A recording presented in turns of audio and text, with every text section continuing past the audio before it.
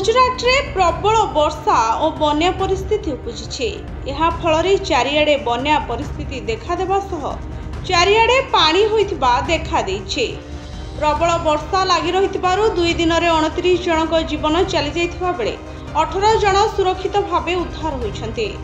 सौराष्ट्र और कच्छ अंचल में एक लघुचाप क्षेत्र सृष्टि होइथिबा बेले गत दुई दिन हेब लगाण वर्षा लगी रही, जहा फल चारिआडे बन्या परिस्थिति सृष्टि होइछे।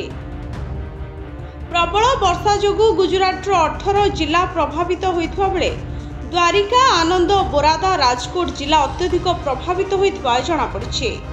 आसंता 5 दिन जाए प्रबल वर्षा जारी रहिबो बोली आईएमडी विभाग पक्षरु रेड अलर्ट जारी करबा सह भारतीय पाणीपाग पक्षरु सतर्क सूचना जारी कराइछे। आसंता काली जाए अति प्रबल वर्षा ने आईएमडी पक्षरु रेड अलर्ट जारी कराइथिबा बेले गुजरात बोरोदा, उदयमपुर, नर्मदा, बरुच और सूरत समेत एकाधिक जिले में प्रबल वर्षा ने रेड अलर्ट जारी कराइछे।